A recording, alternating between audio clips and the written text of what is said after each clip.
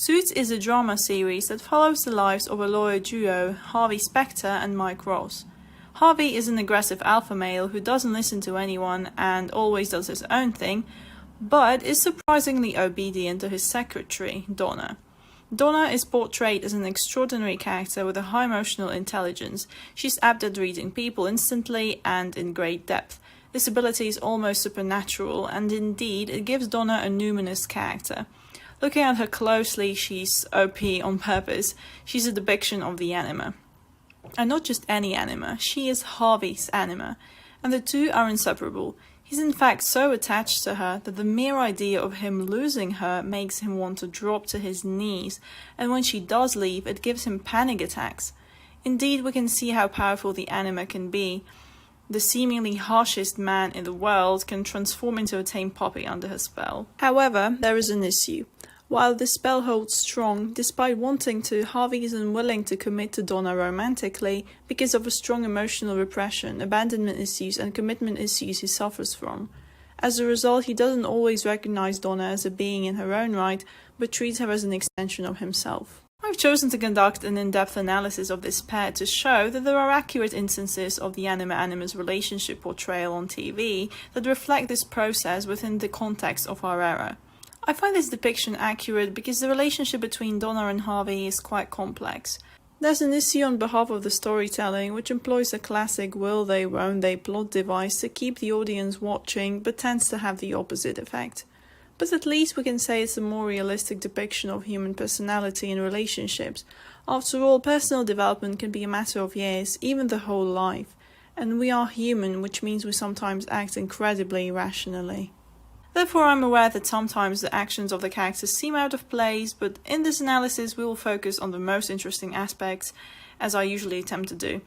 We're going to therefore look at Harvey's and Donna's behaviours and why they take that specific form, mostly through the lens of the Anima-Animus dynamics from a Jungian and Freudian perspective.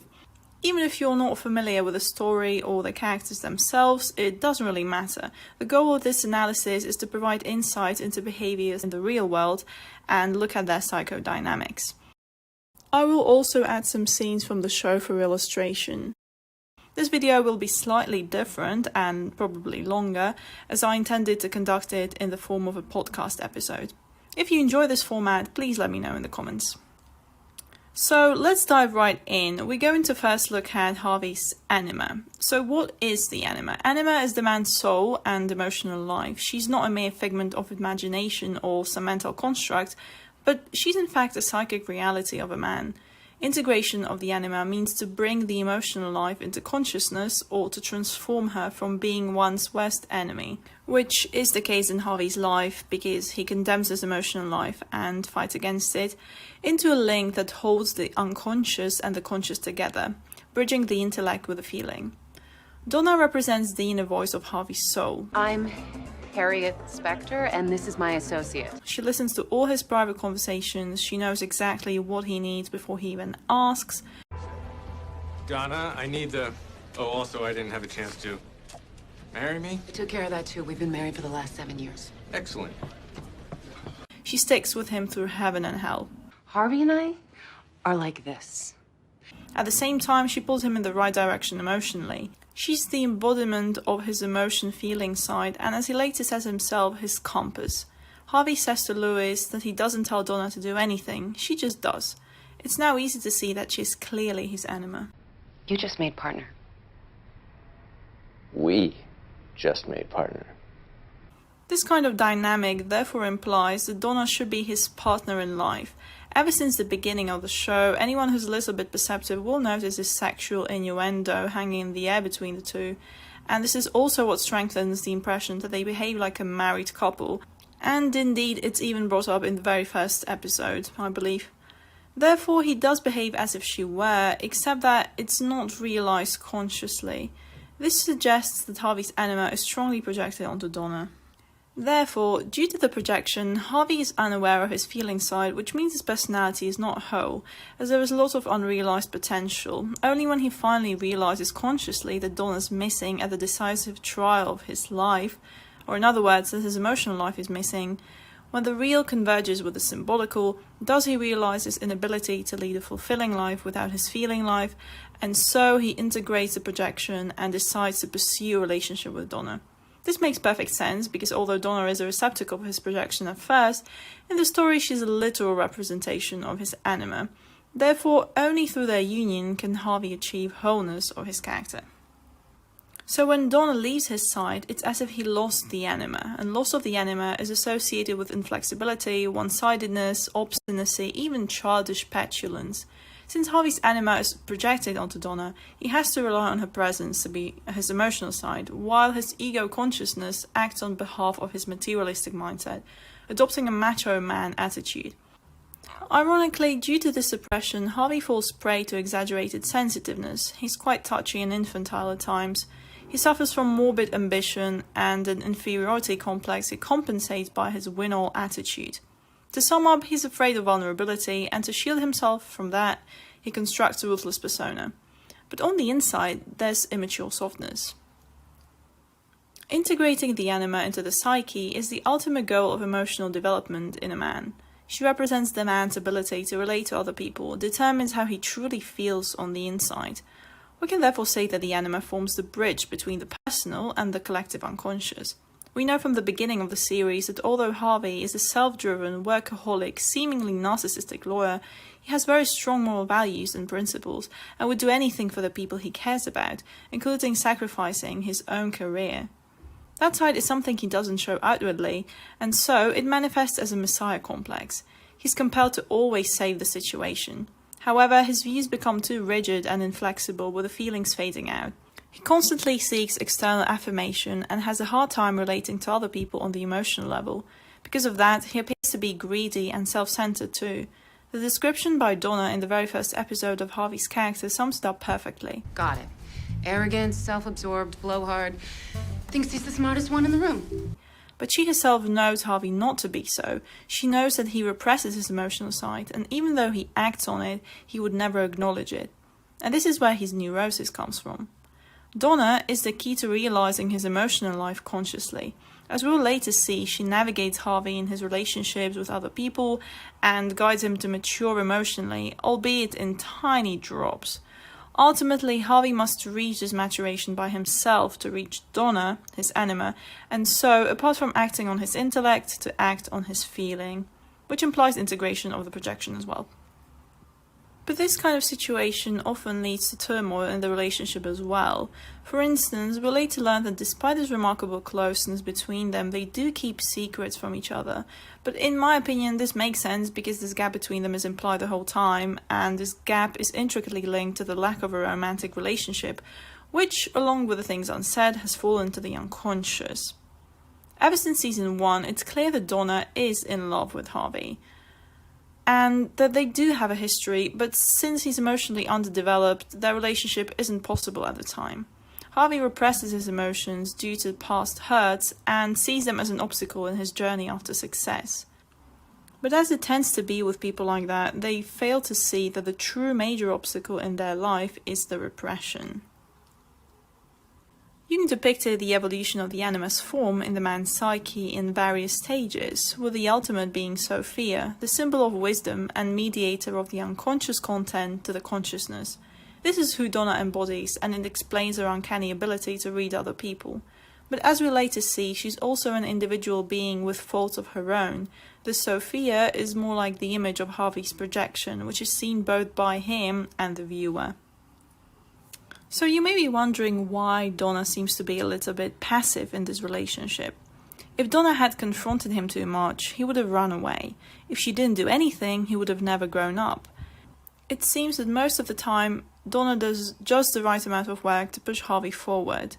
The fact that she understands this perfectly is the reason why we can see that she's a depiction of a realized anima. Additionally, there is always an issue with realizing someone's problems for themselves, as it were. Telling the individual what the problem is and finding the solution for them is sometimes not the right thing to do, as the conscious content can easily fall back into the unconscious if it wasn't realized on one's own. It has to be done sometimes, but it's always a difficult decision to make. Most of the time, Donna guides Harvey through his individuation without directly confronting him. This gives him an opportunity to grow emotionally without the danger of reverting back to his old ways. This is also why it takes so bloody long. But even though symbolically Donna is his anima, she's also an individual, a woman with her own psyche. Therefore, she inevitably pays the price for this. She can never let go of Harvey, since she's his anima and him her animus, as we'll see, and so she waits and suffers in silence until he dares to make a step. But she grows resentful at times. She bristles at Harvey because she's expecting more, even though she denies it or doesn't show it, and so she has to deal with a repression of her own. After all, if you wait in silence but have something to say, it is repression. And so she denies her own feelings for Harvey time and again, whereas Harvey isn't even conscious of them. She bears the projection and doesn't reject it immediately, but she helps Harvey by rejecting it slowly so that he can integrate it piece by piece, guiding him towards self-examination. However, this means that she's inevitably tied to Harvey. Implications of this are that she can't recognize her individual spirit. Another problem is that Harvey is led to believe that he has everything and there's no need to change. It leads to passivity and conformity on his behalf. Which is why eventually Donna must separate herself from Harvey to interject the animus herself, which pushes Harvey into growth with a wake-up call. It makes his world fall apart, but neurosis has always a clear purpose, to lead one towards making a vital part of himself that one's been repressing conscious. Since Harvey's anima is completely projected onto Donna, he's completely unable to have any profound relationships with any other women. He has affairs, which is typical for such cases, but he never commits. After a while, he abandons those other women because they're not Donna, or because it's a risk that the bond between him and Donna may weaken or get damaged. I should mention now that such things occur in Don-Juanism. The man is seeking a highly idealized woman, which tends to be his mother, as in the puer syndrome, the man-child, or the opposite, what he wishes his mother to have been. But he never finds her, and so he never commits to anyone. In our situation, this idealized woman is Donna. What therefore ends up happening is that although he doesn't want to get separated, he doesn't commit either, both because of the fear that she may get lost. Effort to integrate the anima is difficult and risky, because it implies that the man must face his insecurities, and so he chooses the easier, albeit unfulfilling path. At the end of the day, such a man suffers much more than if he had the balls to confront the abyss head-on. As von Franz pointed out, when the feeling side of life is gone, relationships degenerate into just sex as the only way to relate to another person. But such a way of living doesn't last forever. One either loses his grasp on his emotionality completely, or there is an explosion of feeling one can't deal with. It's the latter that happens to Harvey when Donna leaves him to work with Lewis. Donna is one thing that I can't give you. Separation from Donna is a non-negotiable matter, and so when she leaves, he starts having panic attacks. It's not a surprise because anxiety and repression are tightly connected. It's clear why this happens in Harvey's case. Separation from the anima symbolically means a complete cut-off from one's emotional side. Panic attacks then come in to signal a strong need for it to be recovered in the psyche. We panic when we completely lose our sense of orientation. Without his compass, Harvey is lost. What happens is that all of a sudden Harvey is forced to deal with the emotion he's not ready to process. With Donna at his side, he's fine because his emotional life is A, being regulated and therefore can be ignored, and B, being integrated step by step as much as his ego consciousness is ready for. But with Donna gone, the unconscious content overflows the consciousness, hence the panic attacks. Panic attack can be described as an unbearable accumulation of anxiety. This anxiety is produced when the ego feels to be threatened or overwhelmed, or feels to be in danger of annihilation, and this is exactly what happens when the repressed emotion returns suddenly, like a flood. The ego then has to face the repressed content all of a sudden. According to Freud, anxiety comes from the point when repression creates a complex. Jung's spot-on response to Freud suggests that the ego becomes anxious when someone is running away from himself but is unwilling to admit it. This links to Harvey's inability to confront his abandonment issues, which also contribute to his panic. As Stekel remarks, quote, "Anxiety is a wish of the inner man that is always censored and rejected by the moral self. When two wishes fight in a man's breast, wishes that show a tendency to bipolarity, the stronger wish asserts itself and the weaker appears in consciousness as anxiety. Anxiety is repressed desire. Its object is merely concealed from consciousness." It's not a heart attack. You don't know that. It's a panic attack. He adds that, quote, "An anxiety neurosis is the disease of a bad conscience. It might be a bad conscience arising from tabooed sexual impulses or from a bad social conscience. It can always be proved that the ideal self of the individual has come into conflict with his impulsive self." End of quote. So in Harvey's case, it's clear that Donna's departure causes emotional turmoil that Harvey has been repressing for a long time to come to the surface. It's very interesting to see how much his personality changes without Donna. He becomes reckless, out of control, and even takes excessive risks without actually caring about winning, which is highly uncharacteristic for Harvey. This, however, helps us see that Harvey isn't obsessed with winning because of narcissistic reasons. He wins for the good of others, for his dead father, for his boss Jessica, and for Donna, the closest person he has. In essence, he wins to prove his worth to the people he cares about, but this is an unconscious process. He would never admit it consciously. Additionally, being occupied with a single target is a good excuse not to have to deal with one's shadow, or all the repressed or underdeveloped potentials whose tackling comes with challenges but is vital for personal growth. So being separated from Donna, he regresses into pure infantilism. He's like a child that throws tantrums. He refuses to hire anyone else and can't function without her. This repeats time and again throughout the whole series. The one-sidedness becomes more pronounced because of a complete loss of soul. This happens because it emulates the loss of his mother, which happened when she cheated on his father. Hence the infantile regression. What must happen instead is for Harvey to stop seeking a fantasy bond or an extension of himself. At first, we can see his Anima, Donna, is an extension of himself. Only by recognizing her as an individual does he finally grow emotionally. In the psychic life, this equates to recognizing the Anima as an autonomous psychic reality. This is also a big part of the problem. Harvey treats Donna like she's just meant to be there and doesn't show her his appreciation, which finally erupts when she confronts him about not fighting for her after she gets fired by Jessica. Inwardly and secretively, yes, he does recognize her value. He's been paying her salary, defending her, talking nicely about her, all those things, but he fails to show it to her and he fails to live it. We see that the symbolical problem of a man's anima is depicted perfectly here. So why Donna? Why do I think it cannot be someone else? Why do I say it has to be Donna? Apart from the fact that such a strong mutual transference indicates the possibility of a unique and genuine relationship, it's just how the characters are set up within the context of the story. Just imagine you had a story about a hero going on an adventure whose aim is to kill the dragon that's guarding a treasure.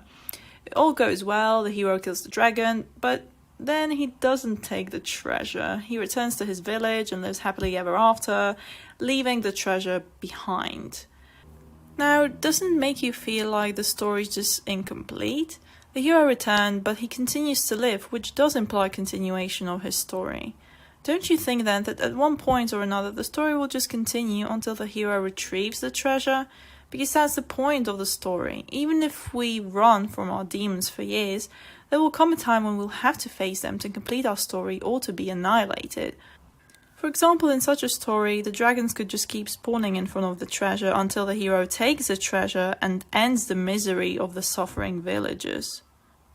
As a more recent example, I would like to mention Avatar: The Last Airbender and the story of Katara and Zuko. The feeling that by not pairing them, something wasn't complete in their story is simply inevitable, because that's just how the characters were set up and how we're inclined to think because of the mythological predecessors of such stories. It just clicks. In addition, sometimes when we meet someone, there is an incense that says, "Aha, this is the one," which lasts far beyond the projection. I.e., once we've seen the sides of the person that don't match the projection, both the good and the bad. The strange inability of either of the two to lead a life without the other reflects this. Projections alone don't hold for such a long time, as when you know a person for years, you get to see the individual under your projection. A committed relationship such as marriage is necessary because it's the single most effective tool to relate to one's soul image. It forces one to face great risks, fear of rejection, and to taste commitment that's not simply undone, although today that's a bit debatable. It's quite interesting how Harvey is willing to risk everything in his career, but is petrified to do so emotionally. Because relating to other people is risking all that one is in their eyes, risking losing them, and therefore risking great suffering. But the less we're willing to take such risks, the more profound the one-sidedness becomes. Petrification is stiffening of character. And when you sit in one position for a long time, you'll notice that the more time you spend in it, the more painful it is when you want to change it. When Harvey finally commits to Donna, he himself realizes this is exactly what had to be done years ago, and he says, I'm finally where I'm supposed to be. to which Donna replies, We both are.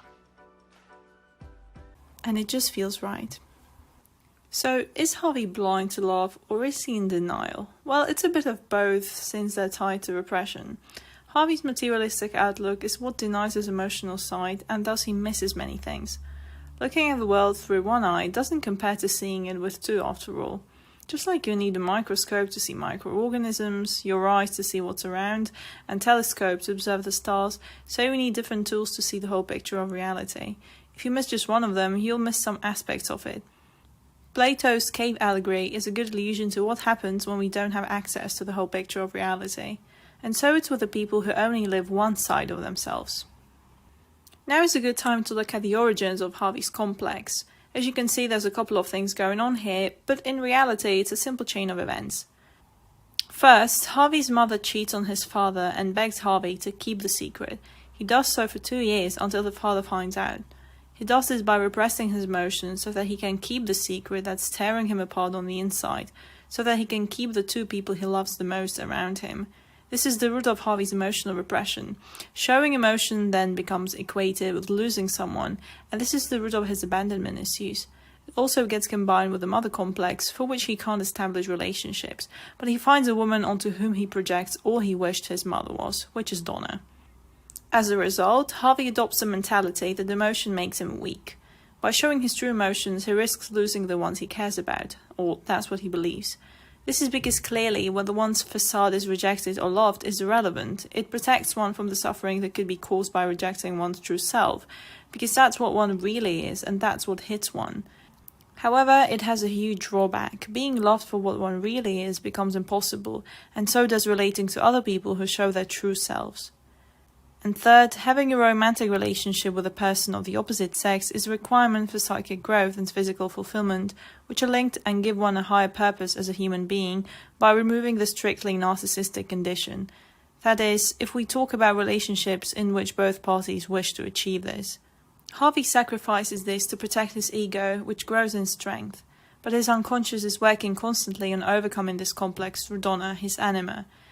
It's only then that Harvey also finally makes up with his mother. She then dies. Symbolically, this death signifies that Donna becomes a woman and the mother complex is resolved. Much like Donna is Harvey's realized Anima, so is Harvey Donna's realized Animus. This is the case because he embodies the kind of thinking that is critical but is not based on preconceived assumptions or beliefs that one can't explain away, such as this is X because people have always thought this is X. But just like Harvey is cut from his Anima, so is Donna from the Animus. In fact, she's possessed by him in a quite literal sense. Only through a mutual loving relationship can this possession be dissipated. For the Animus to be integrated, women need relatedness formed by the Eros principle. Hence why without Harvey integrating his Anima, they wouldn't work. The Animus tries to cut a woman out of the relatedness. Because I spent 12 years putting you first, and the day I finally decided to do something for myself, you didn't just stop treating me like family, you started treating me like a stranger. Thus, their development is interconnected. When she returns to her own principle and him to his, can they integrate their projections. In Donna's case, as I mentioned before, she bears Harvey's projection to let him grow, but there comes a time when she realizes her own individuality suffers for it, and just has to make a move as well. Just as Hannah points out, nothing but despair or great love will provide a woman with the necessary impetus to have it out with her Animus. In season 7, she finally gets sick of waiting and kisses Harvey to test the territory, so to speak. This action paralyzes Harvey. It's as if the unconscious content, all the repressed emotions, flooded the consciousness. At the same time, his rational values, such as loyalty, still prevent him from acting on his feeling side. Sure, Donna didn't choose the right moment to do this, as he was seeing another woman at the time, but at least it once again provided insight into what the problem with Harvey is. His values are too rigid, and so he can't react to situations by following his feelings only. Here I'd like to mention that this is very similar to what happens to him when he starts having panic attacks when Donna leaves. This seems rather paradoxical at first, but upon a closer look it isn't so. We're dealing with two extremes here. Being too close and being too far apart provoke a similar reaction. In this situation, the kiss provokes a conflict between Harvey's moral attitude and feelings, which, once again, are pushed away. This is of course not to justify Donna's reaction, but it makes sense from a symbolical perspective. The anima is the man's soul, whereas the animus is the woman's unconscious assumptions. When Donna kisses Harvey, because he didn't respond to the kiss, she assumes that he doesn't love her, and so she denies her feelings for him. In turn, this makes Harvey react in the wrong way too. He doesn't make a move because he believes she doesn't love him. Well, this is what happens when Animus and Anima dance around each other but not with each other. Donna also tends to act on behalf of her assumptions, which is by itself a sign of Animus possession. For example, when she hides evidence in an effort to protect Harvey, she misreads the situation. She then also assumes he doesn't care because he fails to show it. Animus does tend to cause a conflict between imagination and reality, which must be distinguished. As a result, once again, she denies her feelings for Harvey and creates a repression of her own. When she's fired in season 2, she becomes quite bitter. This bitterness in fact comes from disappointment in love. She's disappointed that Harvey didn't fight for her, but he's too paralyzed to do that. Donna is represented as a person that knows everything. Clearly this strengthens her symbolical depiction as Sophia, but as an individual it suggests Animus possession. This can be cured by taking on a humble attitude and to admit that one doesn't know everything or might be a failure. She generally has a hard time acknowledging her mistakes outwardly and instead looks for a justification of them, like when she says that she did this to protect Harvey. Her animus also steers her away from the feeling side through the allure of ambition. In season 7, after confronting Harvey about wanting more, instead of bringing up the feeling side, she tells him she wants to be a partner at the firm.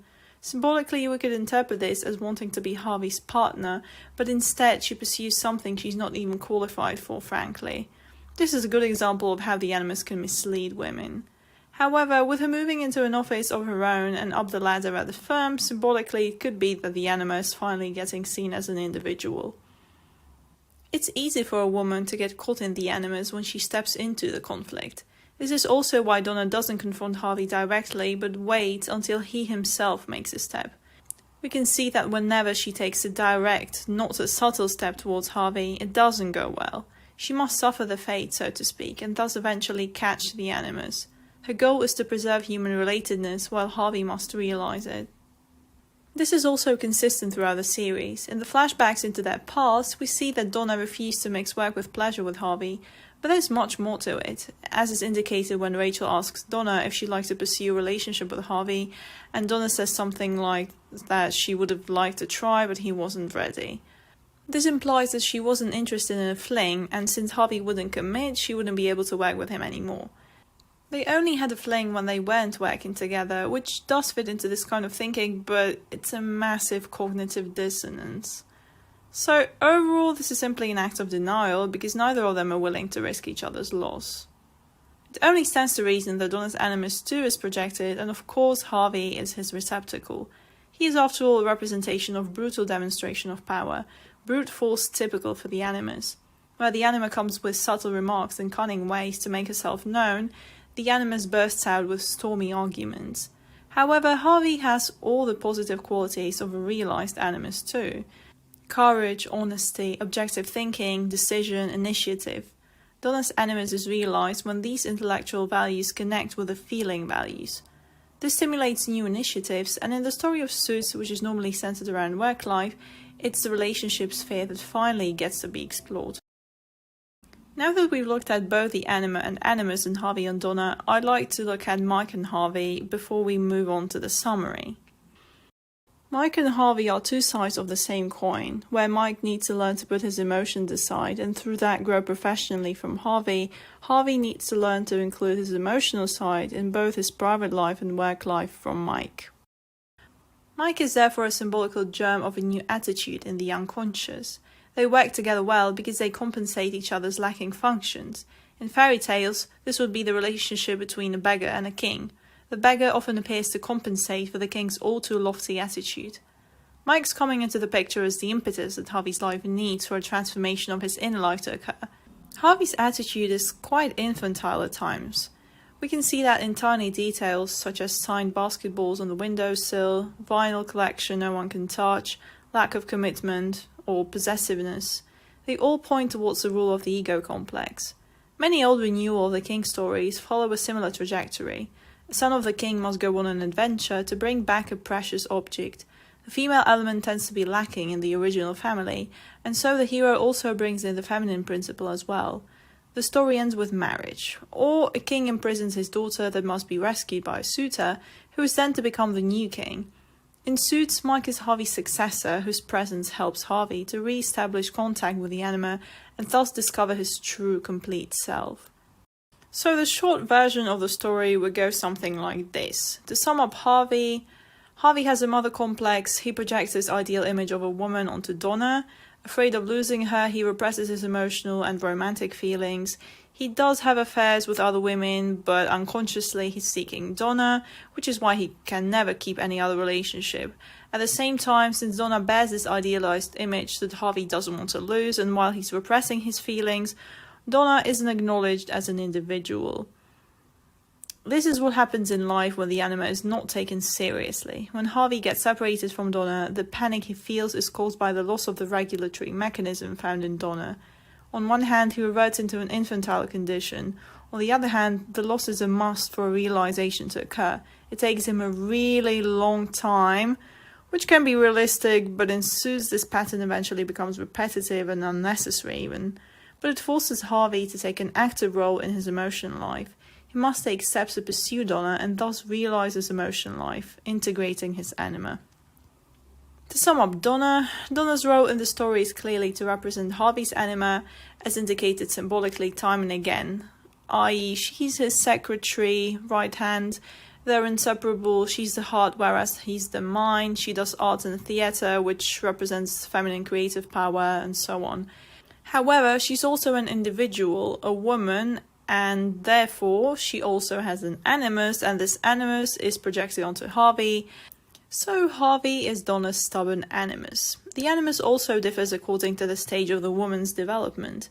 A man of power, of deeds, of words, and of wisdom. Harvey is clearly a man of words, but must become a man of wisdom. He also acts as the negative animus would. Instead of reacting through feeling, he offers an opinion instead of a human reaction. This may be well-intentioned and even accurate, but since it's a factual way only, it tends to have a wrong effect. Harvey seems to be the perfect spiritual intermediary upon whom falls the projection. Since he's also perceived as a human being, the relationship can be ideal, without conflict. But the problem is that in such cases, the woman remains unconscious. That's why Donna must seek her own independence from Harvey to grow. This independence is integration of the masculine principle. This tends to seem to men uncomfortable, unnecessary even, and for the woman it implies risking losing the influence on the man, so she fears it. Sometimes Donna is quite irascible. She acts resentful towards Harvey because in her mind she's been putting him above herself for years. She does live in a fantasy to an extent because it doesn't matter how much he's been paying her or how much he's valued her professionally, because what she really wants is emotional reciprocation and appreciation. That to men appears as being fickle. Well, it is the Anima after all. Both therefore had to acknowledge each other as an individual, not a mere embodiment of the Anima or Animus. Once accomplished, their relationship became fulfilling in each aspect, transcending the transference. We can see the Anima-Animus dynamics in Harvey perfectly. In general, the man must overcome a resistance, descend from the height of his pride into a relationship with his Anima, acknowledging that she's, as Rider Haggard said, the one who must be obeyed. Contrarily, the woman must do the opposite, since it's easy for her to obey the authority of the man, to overcome a lack of self-confidence and appreciate her individuality with both the feminine and the masculine valued equally. Where the Anima helps the man to perceive things hidden in feelings, the Animus confers on the woman the gift of understanding that goes beyond the image. In the end, Donna's decision not to go to the decisive trial of Harvey's life, because he was in the risk of going to get disbarred, indicates her achievement of independence, and her not being there is what triggered Harvey's realization and decision to pursue Donna. The story beautifully illustrates how the development of Anima and Animus go hand in hand, always.